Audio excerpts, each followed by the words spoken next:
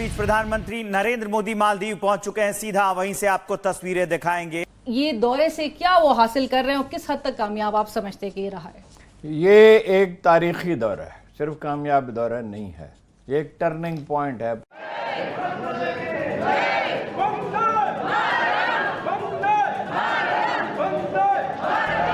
असलम साहब, ये फरमाइएगा कि जिस अंदाज में बार बार हम कह रहे हैं कि इस दफ़ा वो चीज़ें नहीं होनी चाहिए जो माजी में हुई, अगर मैं आपसे जान सकूं कि माजी में वाकई आपकी नज़र में वो कौन सी गलतियां थीं, वो कहाँ इस रिश्ते में वो सुकम रह गए थे जिनका इयादा आप समझती हैं कि नहीं होना चाहिए, जिनको अब हमें इस वक्त नहीं दोहराना चाहिए?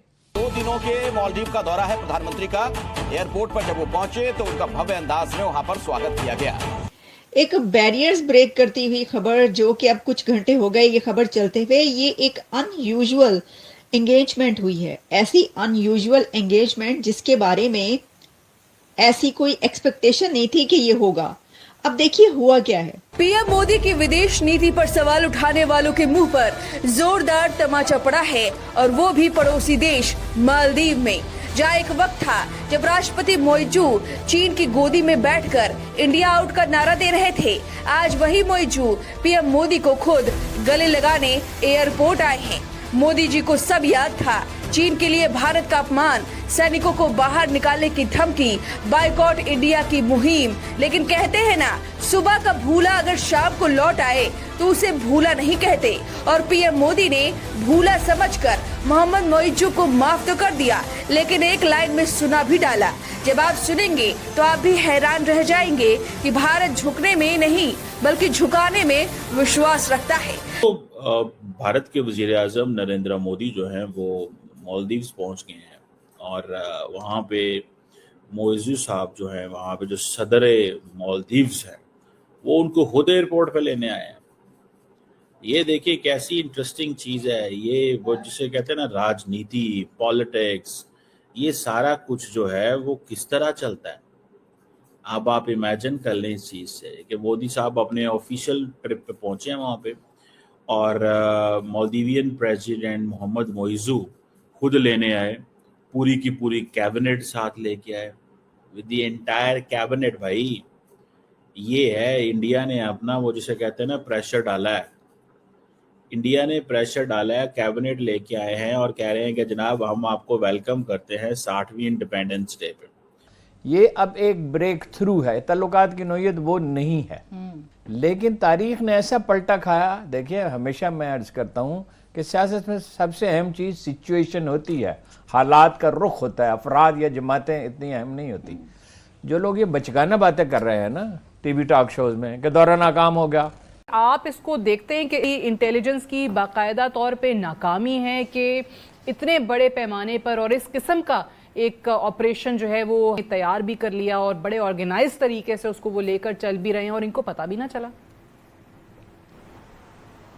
जी हाँ, बिल्कुल, ये तो एक कंप्लीट कोलैप्स ऑफ इंटेलिजेंस, और बल्कि मेरे ख्याल में ये भी बताता है कि ओवर कॉन्फिडेंस इतने हो गए थे कि उन पे नज़र भी नहीं रख रहे थे, अपने दुश्मन पे नज़र भी नहीं रखने थे। ये इतने ओवर कॉन्फिडेंट हो गए इसलिए कि उन्होंने देखा है कि 10 साल में इन्होंने कोई एक छोटे स्पोरेडिक अटैक्स ज़्यादा से ज़्यादा इन्होंने इनिशिएट किया होगा, तो वो बड़े कॉन्फिडेंट थे, and it's been a total in that sense. और देखिए ये बहुत बड़ा ये हुआ है। ये देखिए, ये तो एक नया कम्प्लेक्शन आ गया है जी। मगर मैं ये जानना चाहता हूँ कि ये सब चीज़ हो गया है, मगर हम लोग हैं जो जिसको रिएक्ट करना चाहिए था। In what way should we react? ठीक। मालदीव जब पीएम मोदी पहुंचे तो उन्होंने एक लाइन में मोइजू को सुना डाला, वो भी पूरी दुनिया के सामने। जब मालदीव पहुंचे मोदी तो उन्होंने तस्वीरें ट्विटर पर साझा की और एक लाइन में लिखा कि मालिक जाग चुका है। मुझे खुशी है कि राष्ट्रपति मोइजू यहाँ स्वागत करने पहुँचे हैं। मुझे पूरा विश्वास है कि भारत मालदीव के रिश्ते नई ऊंचाइयाँ छुएंगे। यानी गले भी लगाया और क्लास भी लगा दी। यही है मोदी स्टाइल डिप्लोमेसी। यानी कि उन्होंने कहा कि मालिक जाग चुका है, अब तक सोया था, क्योंकि भारत को वो दुश्मन मान रहा था और चीन को अपना हमदर्द बता रहा था। और अब पाकिस्तान ने यूएन में जाके रिक्वेस्ट की है और कहा है कि हम चाहते हैं कि भारत के साथ डायलॉग हो, डिस्कशन हो, हम नॉर्मलाइजेशन चाहते हैं, हम मीडिएशन चाहते हैं, हम जुडिशियल प्रोसेसेस को वैल्यू देना चाहते हैं। भारत के वहाँ पे जो एम्बेसडर साहब हैं उन्होंने कहा जी पाकिस्तान जो है वो सीरियल मांगता है, ये IMF से पैसे मांगता है और दहशतगर्दी कराता है। तो इसाक डार साहब आपको पता है पाकिस्तान के फॉरेन मिनिस्टर वहाँ पे गए हुए थे। सो पाकिस्तान ने एक एफर्ट की कि मजीद डायलॉग की बात की जाए, इंगेज किया जाए, लेकिन इंडिया जो है वो कह रहा है नहीं, एक तो तुम लोग मांगते हो, चलो ठीक है, दुनिया कर्जे तो लेती है, सारी दुनिया कर्जे लेती है, हम भी कर्जे लेते हैं। दूसरा उन्होंने कहा नहीं आप दहशतगर्दी कराते हैं। तो डोंट यू थिंक कि इंडिया को थोड़ी हमारी इस ऑफर को कबूल करना चाहिए, डायलॉग को? क्या समझती हैं, इंडिया क्यों नहीं कर रहा है इस ऑफर को मैडम कबूल? सर शायद उसकी रीजन ये है कि वो पहले उन्होंने कई बार डायलॉग करने की कोशिश की थी और जो पिछली गवर्नमेंट्स रही हैं उनमें भी यही बात होती रही, लेकिन उसके साथ साथ जो है वो भारत के अंदर अटैक्स भी चलते रहे और उनको हम रोकने में नाकाम रहे और हमारी तरफ से कहा गया कि जी ये नॉन स्टेट एक्टर्स हैं, आप भी इंडियन टीवी पे जाते रहे हैं, मैं भी जाया करती थी, तो उधर यही बात होती थी, हमारे पैनलिस्ट आके कह देते थे कि ये नॉन स्टेट एक्टर है, गवर्नमेंट की तरफ से भी यही कहा गया। तो मेरे ख्याल है अब भारत जो है वो इस चीज में अब तैयार नहीं है। नमस्कार दोस्तों।